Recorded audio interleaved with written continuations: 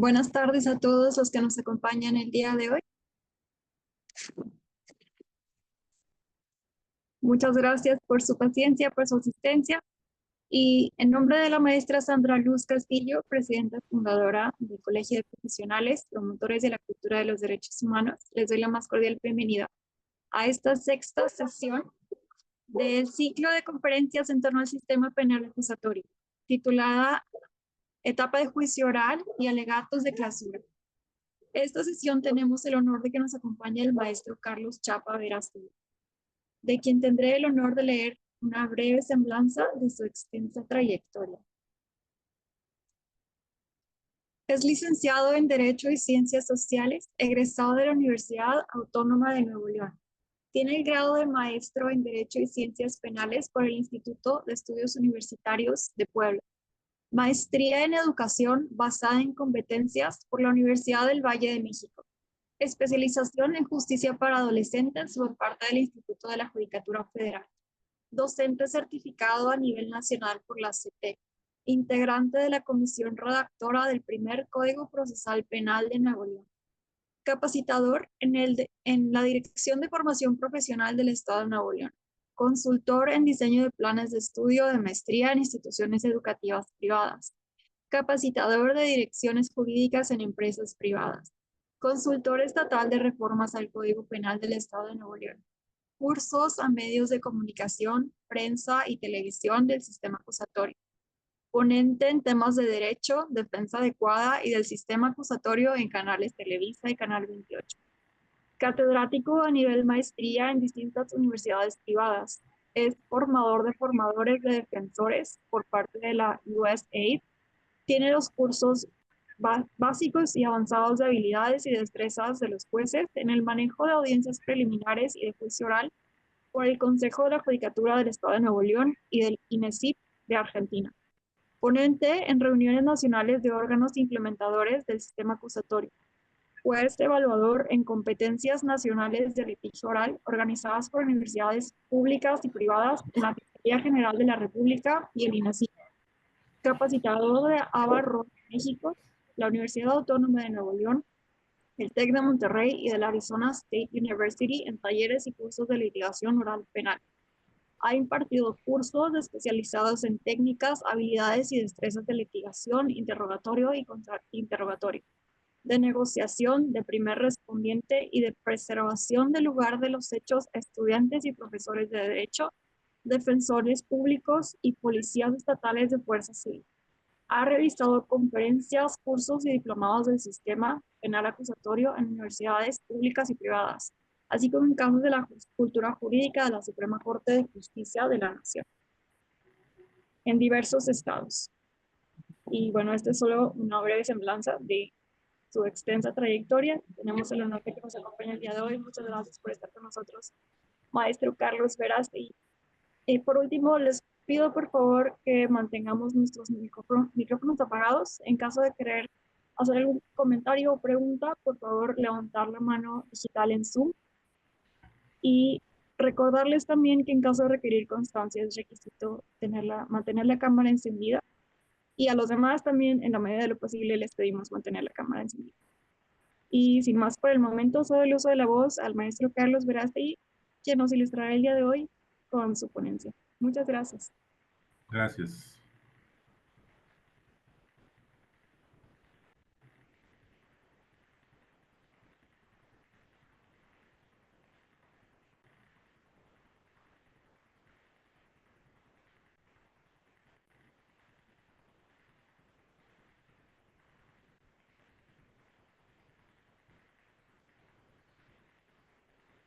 Estoy tratando de encender mi cámara, pero no puedo. Sí me escuchan, obviamente, ¿verdad? Sí, sí lo escuchamos.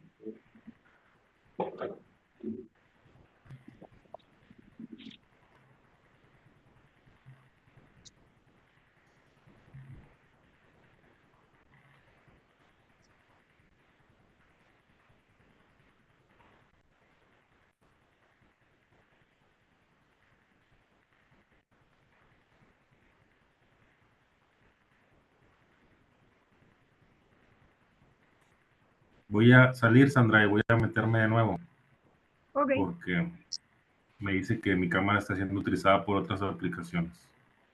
ok, ok, sí, claro, aquí esperamos.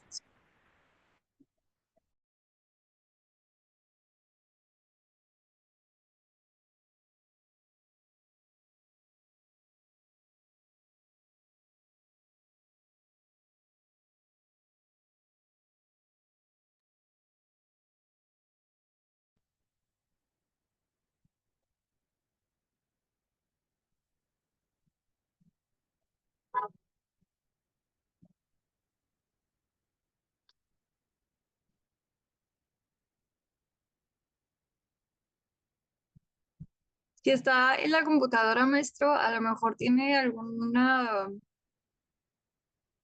eh, la aplicación de la cámara o video activa. Ahí está.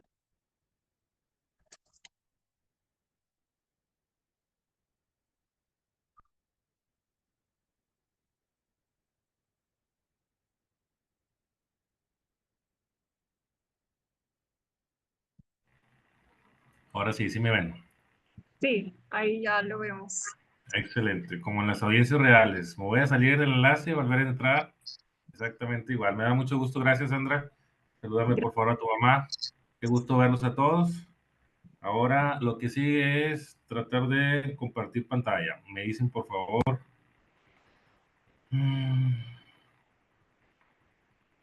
A ver si ven la presentación. Sí, sí se ¿Ahí ve. la están viendo? Sí. Perfecto. Bueno, si se termina por compartir la presentación, no hay problemas de audio, me hablan, ¿va? Porque ahorita lo que yo veo solamente es mi presentación, no los veo a ustedes. Entonces, bueno, el día de hoy, qué gusto saludarlos, muchachos, muchachas. Siempre es un honor estar aquí con ustedes, no solamente verlos aquí en este tipo de eventos, sino verlos también en otros eventos académicos. Y eso habla muy bien de ustedes, de su interés en superarse profesionalmente. El día de hoy vamos a hablar acerca de los alegatos de clausura y alguna otra cosa más. Ya me imagino que a lo largo de este seminario han visto las demás etapas correspondientes a la audiencia de enjuiciamiento. Si hay alguna duda, alguna pregunta acerca de las anteriores etapas, también con gusto podríamos verificarla el día de hoy. En este día, este martes, vamos a tratar de ser muy concretos para el efecto de que sea mayor y mejor digerible lo que vamos a charlar el día de hoy. Primeramente, déjenme decirles que una de las cosas más importantes dentro de nuestro quehacer profesional es precisamente que no aburramos, que no haya tedio en nuestra presentación, en nuestro discurso. Y hablando con los jueces, especialmente con los jueces de juicio, ellos valoran mucho la cuestión de los tiempos. Sabemos que hoy en día hay muchas audiencias, todos tenemos demasiadas audiencias y muchas de las ocasiones, pues obviamente nuestra capacidad de concentrarnos, de enfocarnos, de ser muy claros en lo que estamos escuchando y observando, pues va menguando, va disminuyendo a través del tiempo. Por eso, una de las cosas que más les gusta a los jueces es que no les hagamos perder mucho su tiempo. El tiempo es valioso para todos y en ese sentido debemos tomar en consideración que en una etapa de juicio, una vez que pasamos por la cuestión de los alegatos de apertura, por los interrogatorios, contrainterrogatorios, pues obviamente ya hay cierto cansancio, no solamente físico, sino sobre todo mental. Ya es la última etapa en la que nosotros como abogados, como litigantes, podemos tener este contacto directo con el tribunal y el tribunal obviamente también lo que ya desea es escuchar estas últimas palabras de las partes involucradas, es decir, el asesor jurídico, el, el Ministerio Público, la defensa y obviamente tanto víctima o ofendido como nuestros representados si estamos como defensores. Entonces, para ellos, la brevedad es muy, muy importante. Tómenlo en consideración para el efecto de pensar, ponerse a pensar primeramente y como premisa que nosotros vamos a hablar acerca de algo que no solamente nosotros escuchamos y observamos, sino también los jueces. Es decir, casi todo lo que vayamos a decir, los jueces ya lo observaron. Entonces es bueno tener estas citas de estos personajes para el efecto de no repetir dos veces cualquier tipo de afirmación, de argumento, de inferencia en nuestro alegato de clausura, porque con una sola vez basta y tomar en consideración, reitero, que los jueces ya escucharon tanto a los testigos de cargo como a los testigos de descargo. Ahora bien, este alegato de clausura, al igual que la apertura, son los únicos momentos en que nosotros como abogados nos vamos a comunicar directamente con los jueces, con el juez o tribunal. Eso tómenlo en consideración porque lo demás que hicimos como abogados, como fiscales, como asesores, fue mediante cuestionamientos directos hacia los testigos o hacia los peritos, pero no una comunicación directa con el tribunal. Entonces, en ese sentido, radica la importancia precisamente de este tipo de alegatos.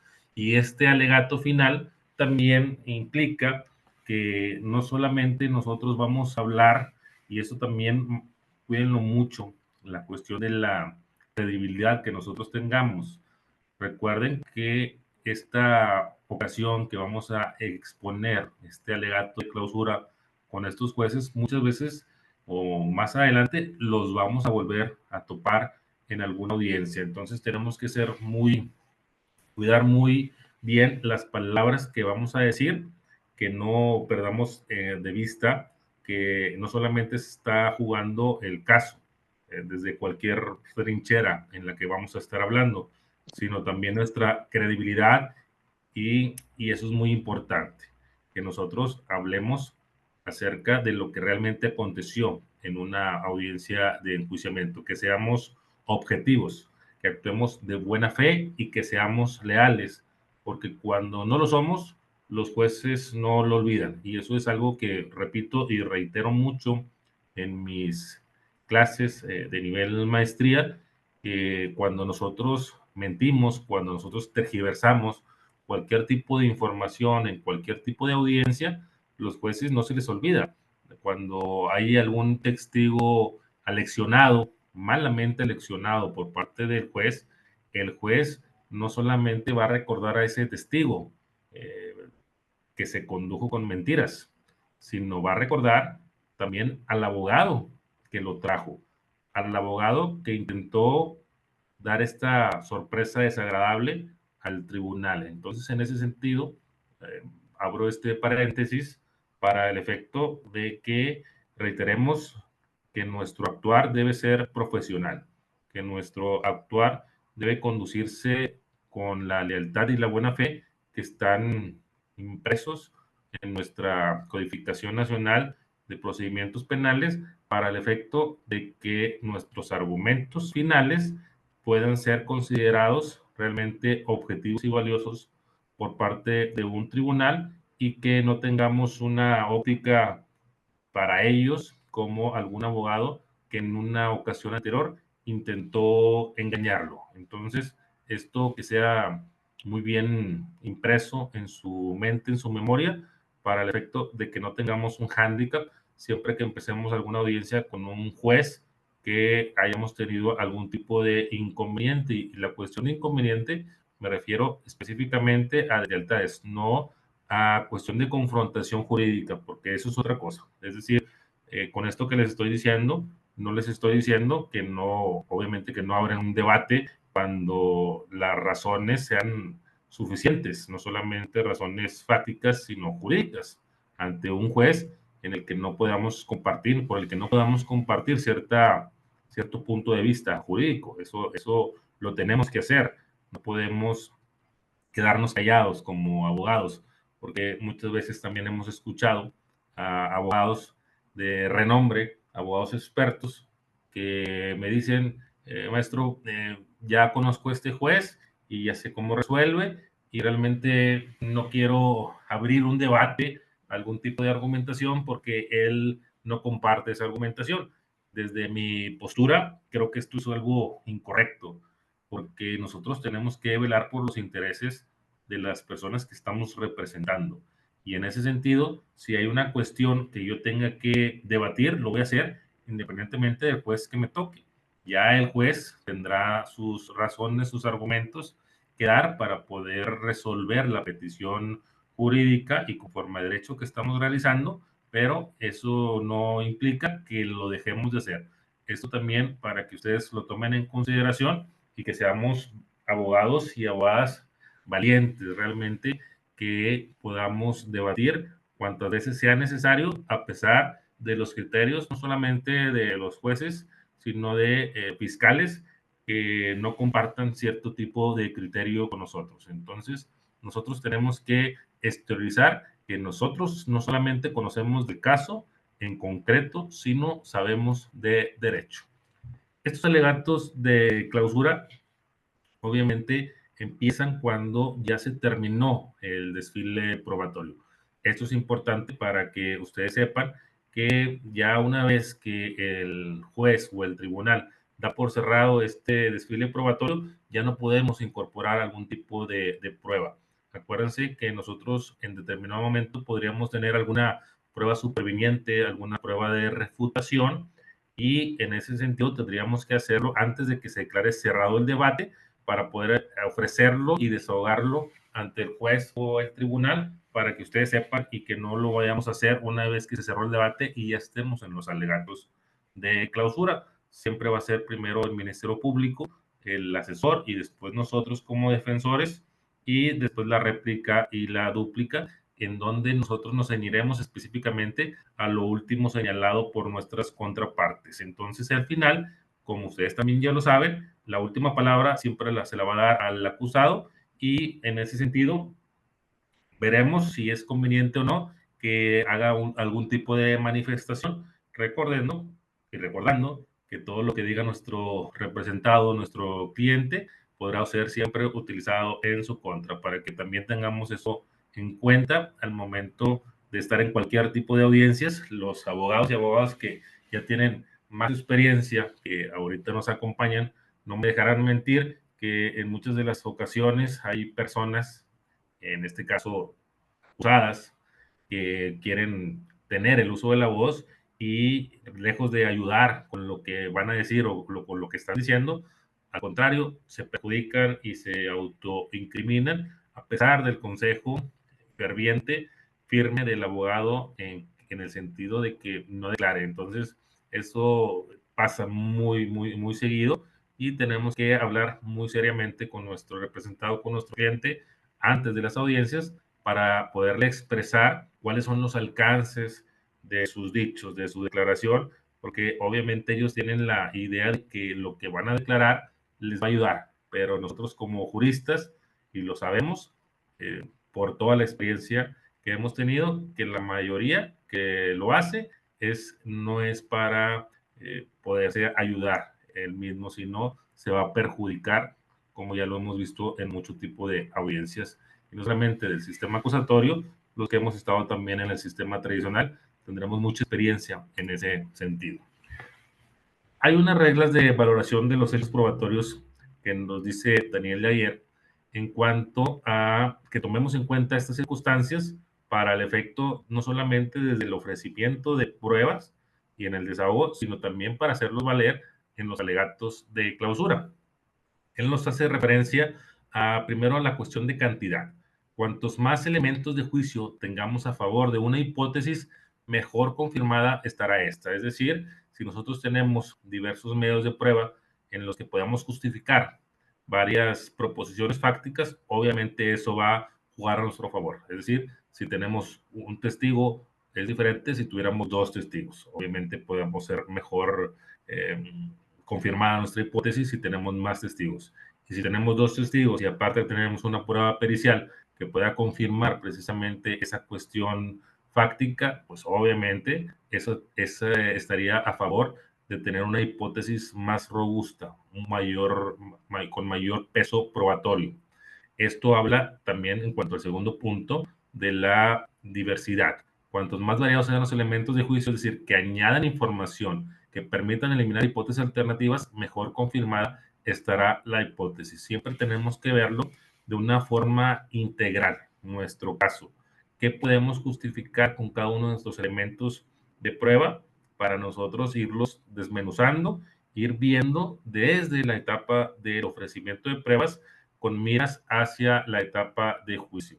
Y siempre es importante mencionar que dentro de las cuestiones de estrategia de litigación en cuanto a los que tienen mayor experiencia en el litigio adversarial, que son los americanos, los abogados de Estados Unidos, ellos siempre conciben este juicio o estas hipótesis viéndolo desde atrás hacia adelante, es decir, ellos se imaginan qué es lo que quiere que diga el jurado, qué es lo que quiere que diga un juez y así irse de atrás hacia adelante para ver qué es lo que tienen que preguntar, qué es lo que tienen que decir en un alegato de clausura, qué es lo que tienen que decir los peritos y los testigos en un juicio, cómo tienen que iniciar un alegato de apertura, cómo tienen que proponer los medios de prueba y qué quieren proponer con estos medios de prueba para así tener mayores cantidades, tanto en cuanto a cantidad y diversidad de información para corroborar sus hipótesis. Habla también acerca de la pertinencia.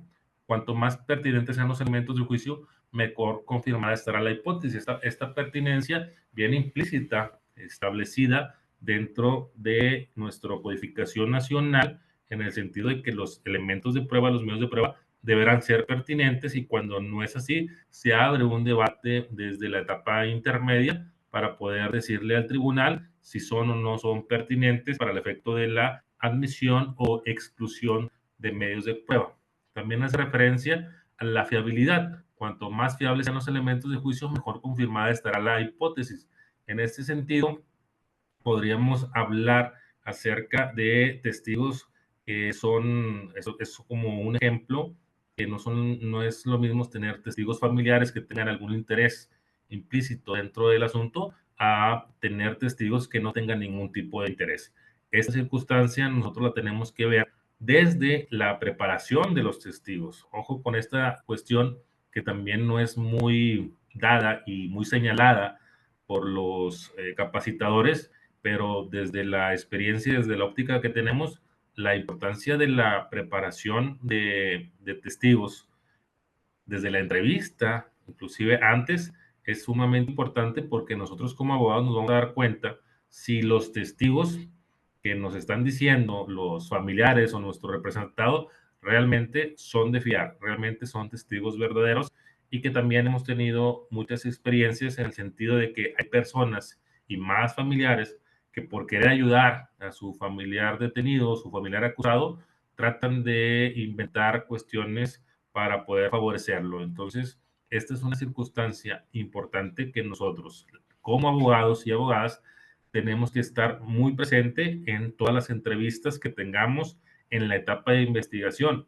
Y esta es una cuestión importante porque nosotros, cuando estamos presentes en esta entrevista o cuando nuestros peritos en investigación nos dan las entrevistas de los testigos, tenemos que saber detectar realmente si están diciendo o no la verdad. Cuando tenemos peritos que, por ejemplo, hay peritos que nos ayudan a nosotros en las entrevistas de campo, muchas de las ocasiones no solamente ellos nos envían esta información de la entrevista que hicieron los testigos, sino también nos comparten realmente sus puntos de vista con la experiencia que ellos tienen de saber si están o no diciendo la verdad. Y cuando ellos tienen alguna cuestión de duda, bueno, ahí nosotros como abogados tenemos que entrar y en determinado momento volver a corroborar esas informaciones para verificar si realmente son testigos o no, y si no lo son, tener unos elementos para decirles que, bueno, se comprende su capacidad de querer ayudar a la gente,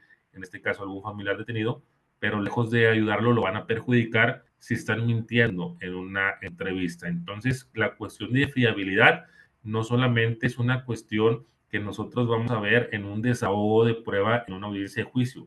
Esta fiabilidad pasa por varios filtros. Es primero, obviamente, la etapa intermedia ante un juez y como contrapeso, si nosotros somos defensores, con un fiscal, con un asesor, para verificar esta cuestión de admisión, pero la fiabilidad empieza, insisto, desde la investigación, desde la entrevista que tengamos con las personas que pueden ser o no testigos y obviamente también si nosotros somos defensores con nuestro representado, que nos diga realmente la verdad, porque eso implica una cuestión importante para verificar qué tipo de hipótesis, qué tipo de estrategia de defensa, qué tipo de teoría del caso vamos a tomar rumbo a esta audiencia de juicio y rumbo a estos alegatos de clausura, que son las peticiones finales que le vamos a realizar al tribunal para que falle en determinado momento en favor de los intereses que nosotros estamos representando. Ahora hablemos de las reglas de valoración a la hipótesis a probar.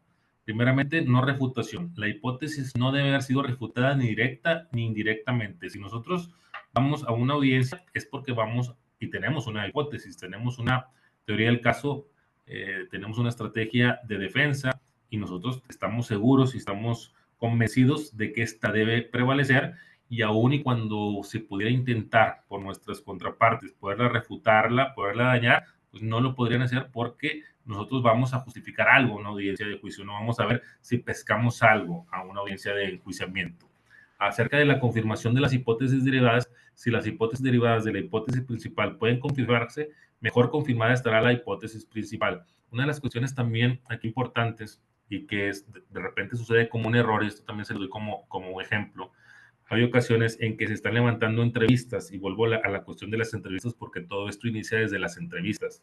En esa etapa de investigación, el éxito de una audiencia de juicio no solamente es una cuestión de manejar unos interrogatorios, unos contrainterrogatorios muy bien realizados en cuanto a técnica, sino todo deriva desde las entrevistas, desde la carpeta de investigación por parte de la fiscalía o por parte de la asesoría y así como nuestras entrevistas y periciales por parte de la defensa. Si nosotros estamos poniendo, por ejemplo, en un asunto en donde hay varios testigos, hay 5 testigos, y estamos levantando la entrevista y le levantamos la entrevista a Juan y él nos da toda la relación de hechos que sucedieron, que él pudo percatarse, y Juan no menciona en dicha entrevista a Pedro, a Miguel, a Carlos, a José, pues ahí nos está faltando algo, porque a lo mejor vamos a entrevistar a José y también no va a hacer referencia en esa entrevista a las demás partes que supuestamente estaban ahí como testigos. Entonces, ojo con eso, sucede más de lo que ustedes se puedan imaginar y eso puede generar una duda razonable. Si nosotros somos defensores, obviamente la fiscalía, la asesoría e inclusive el juez puede en determinado momento decantarse por la teoría de nuestra contraparte, porque puede decir que no es lógico que si hubo 5 testigos, ninguno hiciera referencia en sus propias entrevistas a que estaban los demás dentro o alrededor del lugar de los hechos. Entonces, estas circunstancias también tenemos que tomarlas en consideración al momento de hacer nuestras entrevistas con mira en los alegatos de clausura. La cuestión de la coherencia narrativa, cuanto más coherente desde un punto de vista narrativo sea la hipótesis, mejor confirmada estará esta. Obviamente, esta cuestión habla de la estrategia que tiene que tener el defensor, de que todas las cuestiones que pregunte, todas las cuestiones de argumentaciones o inferencias tengan un hilo argumentativo, tengan un hilo conductor para que sea más fácil que los jueces comprendan qué hipótesis o cuál es la teoría del caso de la propia defensa. No irnos saltando de un lugar a otro y regresando a comentar alguna circunstancia que ya habíamos comentado previamente. La capacidad explicativa. Cuantos más elementos de juicio queden explicados por la hipótesis, mejor confirmada estará esta. Insisto, una persona puede hablar de diferentes puntos de vista de un hecho, de un acontecimiento importante, penalmente relevante, y si otra persona habla de dos hechos que mencionó la anterior persona, ahí se van hilando, se van eslabonando todos estos elementos para el efecto de decirle al juez que no hay ningún tipo de contradicción y que se hicieron mención en los interrogatorios o que no se hicieron mención en los contrainterrogatorios si nosotros estamos destruyendo este tipo de testigos o peritos. Simplicidad. Cuanto menos hechos no comprobados exija la verdad de la hipótesis, mejor confirmada estará esta. Cuando nosotros hacemos entrevistas, muchas de las ocasiones queremos ser muy detallistas y esta cuestión se lo digo más también a los ministerios públicos cuando van a formular imputación. Recordemos que en la imputación quedan establecidos los hechos, circunstancias de modo, tiempo y lugar. Si nosotros somos muy detallistas en esta imputación, ¿qué es lo que yo estoy asumiendo como fiscal? Que voy a justificar cada uno de estos detalles. Entonces, en ese sentido, es mejor ser un poco más, hablar en términos generales, para el efecto de que nos dé un margen de maniobra para poder justificar algo. Es decir, lo pongo como ejemplo, si nosotros en la imputación podemos decir que se utilizó una violencia en contra de la víctima para justificar, perdón, esta calificativa de violencia, bueno, ya dentro de las entrevistas, dentro del juicio, ya yo estaré justificando un tipo de violencia específica. Pero si nosotros especificamos, hoy se utilizó un tipo de violencia física con un arma blanca que traía el acusado en la mano derecha, con la que ocasionó una herida en el meñique de la mano izquierda.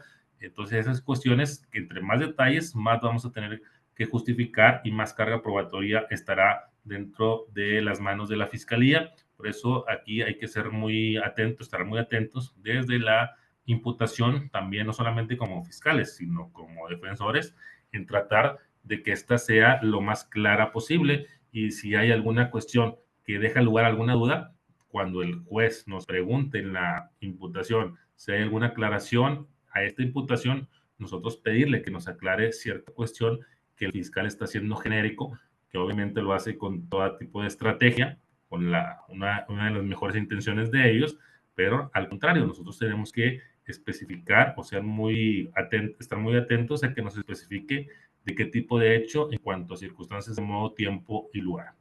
Eliminación de las hipótesis alternativas. Cuantas menos hipótesis alternativas incompatibles con la hipótesis principal, mejor confirmada estará la hipótesis principal.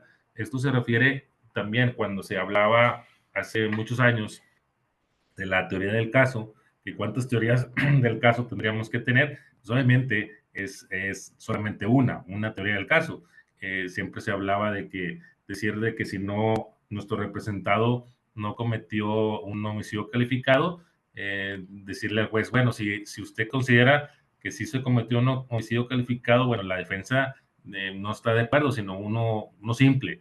Y si usted dice que también simple, bueno, la defensa considera que fue un delito de homicidio preteritencional. Entonces, tenemos que ir siempre con una teoría del caso, con un objetivo muy definido a esta audiencia de juicio y no tener diferentes teorías del caso, diferentes hipótesis alternativas, que obviamente va a jugar en contra de los intereses que representamos.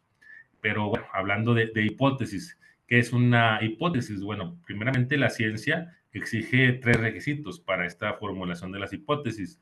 Primero, debe estar bien formada, esto es lógicamente consistente y significativa.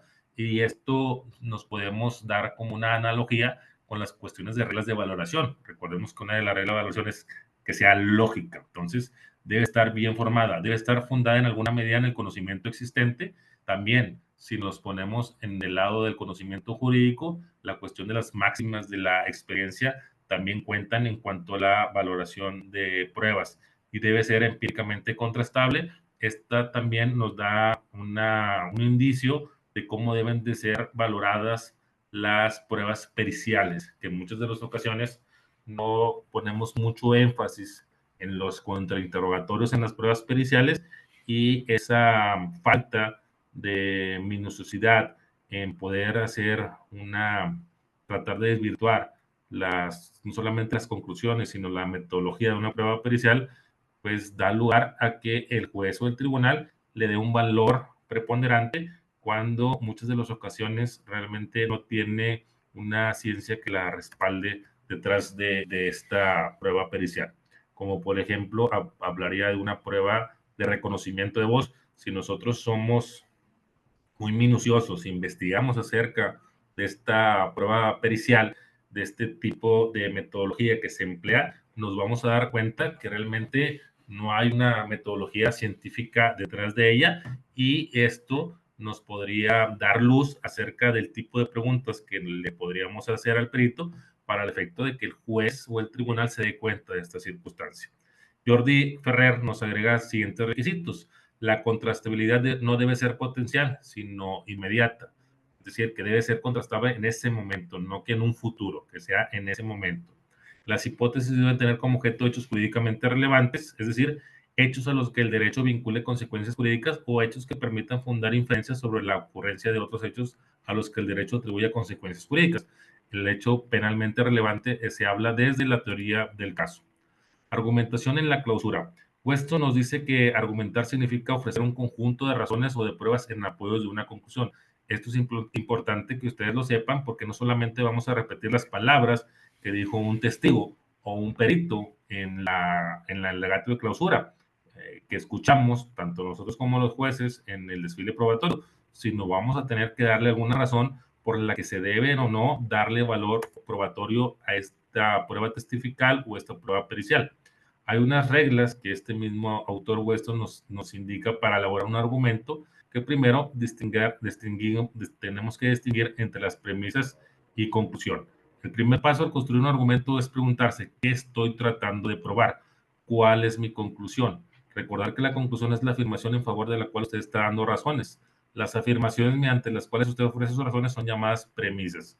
Eso es importante que lo sepan al momento de estar explicándole al juez o al tribunal por qué se le debe dar valor probatorio al dicho de una persona o de un perito. Presente sus ideas en un orden natural.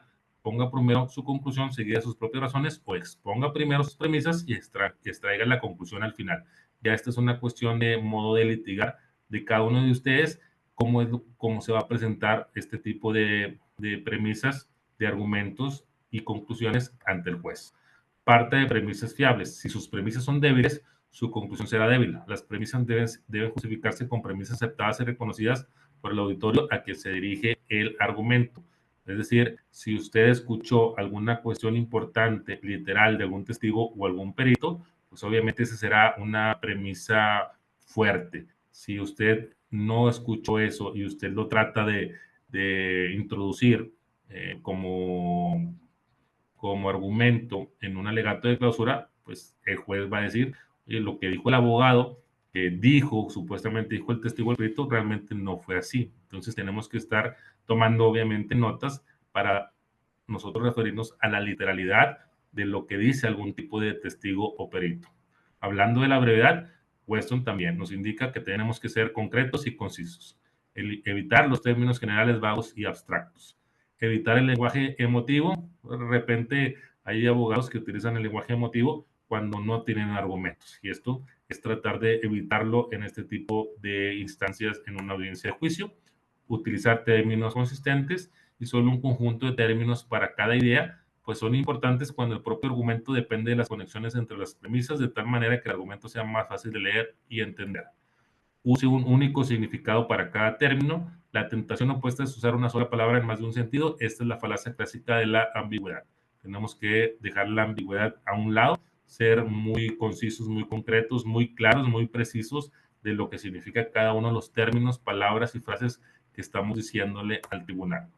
Ahora bien, hablando de la elaboración o forma de alegato, esta es una cuestión que en términos generales podríamos nosotros hacer. Primeramente, hacer un esquema o bosquejo, prepararlo en orden lógico, elaborarlo en tiempo pasado. Recordemos que estamos hablando de que ya declararon los testigos, ya declararon los peritos. Configurarlo en forma concluyente, decir que, por ejemplo, se probó, se justificó, no tener términos medios de que se podría justificar con esto, ¿no? Hablar término concluyente y forma concluyente en los alegatos de clausura. La cuestión de ayudas visuales obviamente es sumamente importante. Sabemos que en muchas de las ocasiones no estamos preparados para ello, pero si ustedes cuentan con personas que los pueden apoyar para hacer un alegato de clausura con ayudas visuales, pues obviamente se verán mejor de lo que la mayoría de los abogados nos vemos. Y la cuestión de no leerlo es importante. Obviamente sabemos que hay una discusión expresa en el Codificación Nacional que nos impide estar leyendo en forma normal algún tipo de texto, sino tenemos que nosotros hacer argumentaciones, dar razones de nuestros argumentos. Ahora bien, los contenidos. Tenemos que repasar los hechos que fueron probados por los testigos. Tenemos que evocar la credibilidad que construimos con nuestros testigos. Esta credibilidad se refiere al por qué tenemos que creerles, en la cuestión de la acreditación de nuestros testigos. Retomar las debilidades de los testigos de la contraparte si nosotros los hicimos caer en algún tipo de contradicción, alguna cuestión que el juez intuyera que están mintiendo, que estuvieran ocultando información. Este es el momento preciso para poderlo evocar. Llenar lagunas y explicar inferencias de acuerdo a los argumentos que ya hicimos mención, de un esquema de Weston, que insisto, es solamente un esquema, puede haber varios esquemas. Traer a la memoria a los peritos y sus conclusiones. Si nosotros hicimos nuestra tarea de traer peritos, decirle al tribunal por qué tiene que creerle a ellos y no a los de la fiscalía o de los de la contraparte. Y esto es importante que tomamos en cuenta que cuando hay peritos de ambas partes, una de las ocasiones o los puntos que puede decantar la balanza a nuestro favor sería su cuestión de experiencia y la cuestión de la bibliografía utilizada, para que ustedes lo tomen en consideración al momento de interrogar, que la metodología sea más concreta, que sea mayor contrastada y que tenga mejor bibliografía nuestros peritos, nuestros peritajes, para poderle decir así al tribunal por qué debe creerle a nuestros peritos y no a los de la parte contraria. Tener congruencia con el alegato de apertura. Recordemos que esto ya hicimos el alegato de apertura y solamente vamos a confirmar lo que prometimos. La promesa que hicimos en el alegato de apertura, ahora ya la estamos diciendo ante el juez o el tribunal que quedó satisfecha. Si nosotros utilizamos temas o lemas en los alegatos de apertura, bueno, hoy en los alegatos de clausura tenemos que utilizarlos de nueva cuenta. Utilizar las palabras de los testigos, en este caso la literalidad, cuando sean cuestiones muy evidentes, muy importantes. Por ejemplo, si alguno de los testigos de cargo de la fiscalía dice no lo vi claramente, no estoy seguro, son cuestiones que es oro molido para una defensa y esa literalidad la tendríamos que usar en los alegatos de clausura. Recurrir a la lógica, sentido común y la experiencia, de acuerdo al desfilo probatorio, va a haber cuestiones muy lógicas, que es algo muy evidente de que pudo haber sucedido así o que no pudo haber sucedido de tal manera. Y referirse a la teoría jurídica, si nosotros somos defensores, nosotros vamos a ver si se cumplieron o no los elementos constitutivos del delito, y si no se cumplió uno, bueno, ser muy concisos y concretos de decirle al tribunal cuál elemento constitutivo de tal delito no cumplió o no se cumplió, no se justificó por parte del Ministerio Público. En cuanto al desempeño, se habla de ser elocuentes, de ser espontáneos, mostrar seguridad y confianza, tener contacto visual con el órgano jurisdiccional, tomar notas de lo ocurrido durante el juicio es importante, e improvisar aquellas circunstancias surgidas en forma no anticipada. Todas estas cuestiones, la propia práctica, el propio quehacer profesional de ustedes, cada que tengan alguna audiencia de juicio, y si tienen ese sentido de mejora, si tienen este sentido de superarse profesionalmente, van a tener que captar sus áreas de oportunidad. Es decir, ser humildes y saber que todos cometemos errores y saber que pudimos haberlo hecho mejor, porque es una de las cuestiones que normalmente nos va a quedar siempre, de que pude haber hecho mejor las cosas, pude haber hecho esta pregunta, no debía haber hecho esta otra pregunta en la audiencia de juicio, y eso es algo, cuestiones normales que ocurren. Lo importante dentro de nuestro quehacer profesional es saber detectarlas para no volverlas a presentar en un juicio futuro. Se habla también de unas características comunes de los expertos en un determinado campo. Con esto culmino mi charla de que podemos o no llegar a ser expertos. Los expertos dicen que recuerdan mejor tanto a nivel de memoria a corto plazo como a memoria de largo plazo. Esto es importante si nosotros estamos continuamente leyendo el Código Nacional. Pues obviamente nuestra memoria, no solamente a corto plazo, a largo plazo, va a ser mejor, y eso nos va a ayudar a la cuestión de argumentación en cuestiones a lo mejor inesperadas en una audiencia, en cualquier tipo de audiencia. Utilizan el razonamiento de descomposición en sus problemas, son una estrategia de hipótesis y verificación. Es decir, están descomponiendo la carpeta de investigación, la carpeta judicial, para ver cómo, desde un punto de vista de la defensa, pueden atacar la teoría jurídica de la fiscalía. Obviamente son más rápidos. ¿Por qué? Porque ya tienen esta experiencia y pueden ser más fácil para ellos encontrar algún tipo de solución. Tienen mejores representaciones del problema. Obviamente también esto se refiere a que lo ven de una forma integral, lo ven a largo plazo, lo ven, por ejemplo, hablábamos de las entrevistas, lo ven desde el punto de vista de que no solamente ahorita estoy entrevistando a un posible testigo, sino este testigo muy probablemente va a llegar a alguna audiencia de juicio y en audiencia de juicio la contraparte le puede preguntar esto, lo puede contrainterrogar de esta manera y estas circunstancias que pueden ser allá en una audiencia de juicio, que son muchos meses después de cuando nosotros hicimos estas entrevistas, poderla corregir desde la propia entrevista. Entonces, esa es una memoria también a largo plazo. Tienen mejor capacidad de control sobre su propia actividad cognitiva. Esto hace referencia a saber en qué momento hay que estudiar una carpeta de investigación, en qué momento hay que repasarla, en qué momento tenemos que hacer todas las cuestiones de investigaciones, en qué momento surge una preparación de una audiencia de juicio, en qué momento surge una preparación de testigos y tienen esta cuestión muy bien organizada. Muestran su excelencia principalmente en sus dominios. Una de las referencias que hago y que menciono es que yo soy un fiel seguidor de la especialización, es decir, para ser experto y muy bueno, excelente, tenemos que ser especializados y esa es mi postura acerca de si yo me voy a convertir en un experto penal, pues no es lo mismo que hay una persona que vea puros asuntos penales todos los días, todas las semanas, todo el año, a que una persona que obviamente ustedes que son abogados particulares, pues no van a estar esperando solamente cuestiones penales, sino va a venir algún asunto familiar, algún asunto civil, pues sí, es algo normal y obvio que lo van a tener que retomar o tomar. Sin embargo, cuando alguien está desayunando, almorzando, comiendo y cenando una sola materia, obviamente el nivel de especialización y de expertise se va a notar demasiado. Llegan a ser, llegan a ser tales a través de una práctica de larga duración.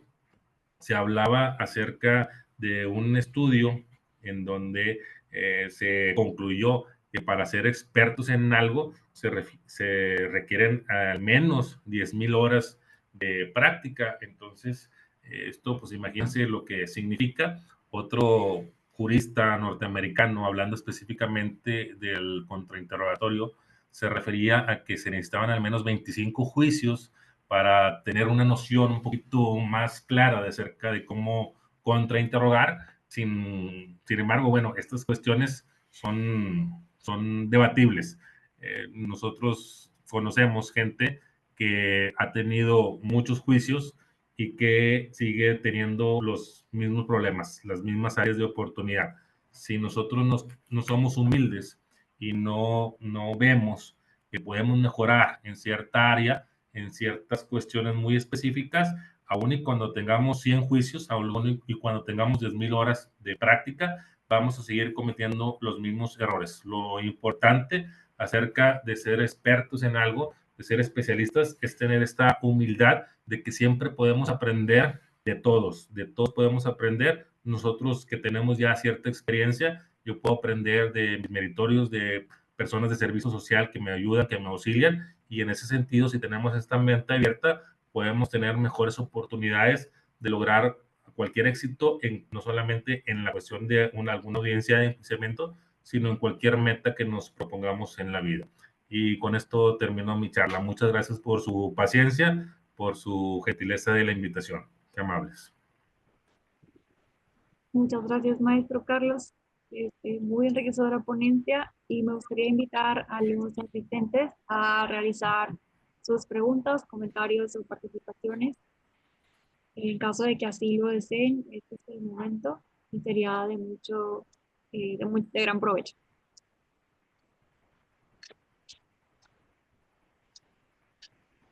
¿Alguien tiene alguna pregunta? La licenciada Rebeca Melgoza comenta. Rebeca, saludos, Rebeca. Quedo maravillada de escuchar sus exposiciones, maestro. Muchas gracias. Licenciado. Saludos, máster, saludos. Muchas gracias, Rebeca. Siempre es un gusto verte en cada uno de los eventos jurídicos que hay en todo el estado. Muchísimas gracias, máster. licenciado Ildefonso, y muy buena charla, gracias maestro. Licenciada Ana Huerta. Saludos, Ildefonso.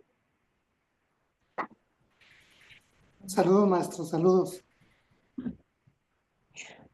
Bueno, muchísimas gracias, maestro Carlos. Han sido tips muy útiles, prácticos, enriquecedores, concisos. También, licenciado José Carlos, muchas gracias, maestro. Excelente. Entonces, Saludos. bueno, me gustaría entonces proceder a entregar el reconocimiento por parte del Colegio de Profesionales en nombre de la maestra Sandra Luz Castillo.